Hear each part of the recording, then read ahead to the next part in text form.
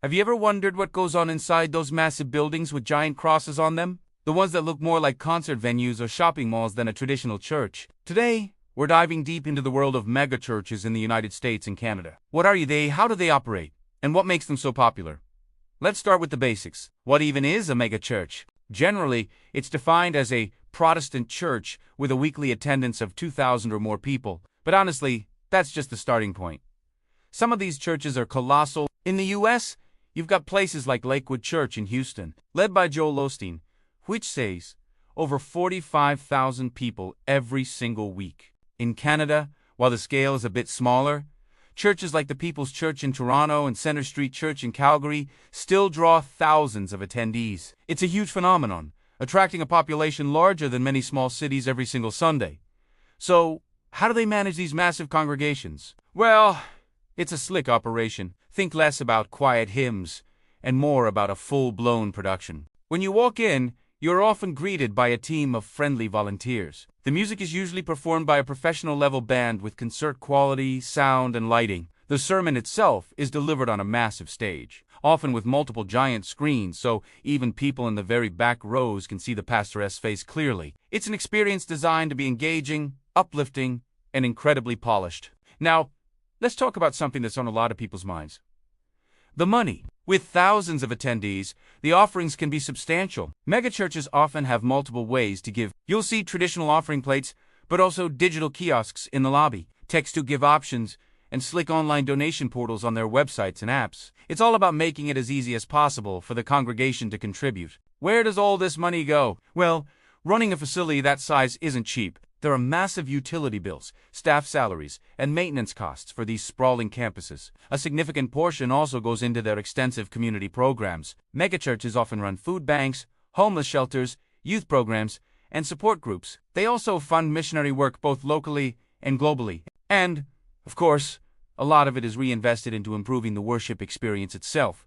Better sound systems, more comfortable seating, and expanding their facilities. One of the biggest game changers for megachurches has been technology, specifically cameras and online services. These churches were pioneers in broadcasting their services. Long before the pandemic made it a necessity, megachurches were live streaming their sermons to a global audience. They have entire media teams dedicated to producing high-quality video content. Multiple cameras capture every angle. Professional switchers cut between shots in real time. And the final product is a broadcast quality stream that can be watched on YouTube, Facebook, or their own dedicated platforms. This means their reach extends far beyond the people physically sitting in the pews. Someone in a small town in Europe can be part of a community based in Texas.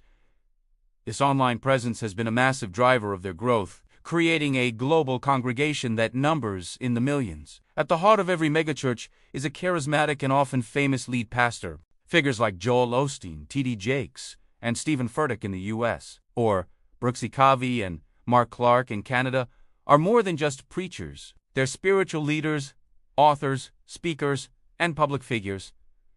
Their sermons are the main event. They often use a conversational, relatable style. Weaving in personal stories and practical life advice with biblical teachings, they connect with their audience on an emotional level, offering messages of hope, prosperity, and personal growth. These pastors become the face of the church, and their personality and teaching style are a huge part of the appeal. This level of influence and income naturally leads to questions about wealth. It's no secret that some megachurch pastors live very comfortable lifestyles. They often earn significant income not just from their church salary, but also from book sales, speaking engagements, and other media ventures. This has led to a lot of debate and criticism. Critics argue that it contradicts the humble teachings of Christianity, pointing to lavish homes and private jets as evidence of hypocrisy. Supporters, on the other hand, argue that these pastors are like CEOs of massive nonprofit organizations. They believe the compensation is fair for the amount of work and responsibility they have, and that their financial success is a blessing from God that can inspire others.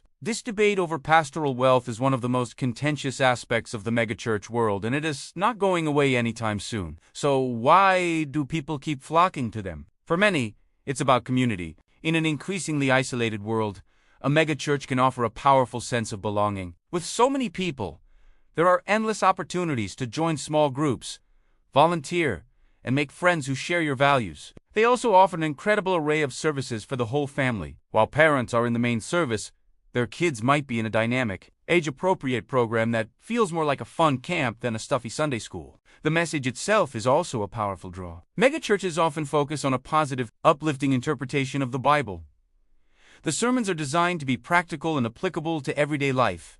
How to be a better spouse, how to manage your finances, how to find your purpose. For people struggling with the challenges of modern life, this message of hope and empowerment can be incredibly appealing. It feels relevant, modern, and accessible. Whether you see them as beacons of modern faith or commercialized spiritual enterprises, there's no denying the massive impact of megachurches on the religious landscape of North America. They've blended faith with modern marketing, technology, and entertainment to create a powerful and appealing model of church that resonates with millions. They are complex organizations that spark a lot of debate, but they also provide community, hope, and practical help to a huge number of people every single week. What are your thoughts on megachurches? Have you ever been to one? Let me know in the comments below. I'd love to hear your experiences and perspectives. Thanks for watching. And if you found this interesting, don't forget to like this video and subscribe for more deep dives into fascinating topics. See you next time.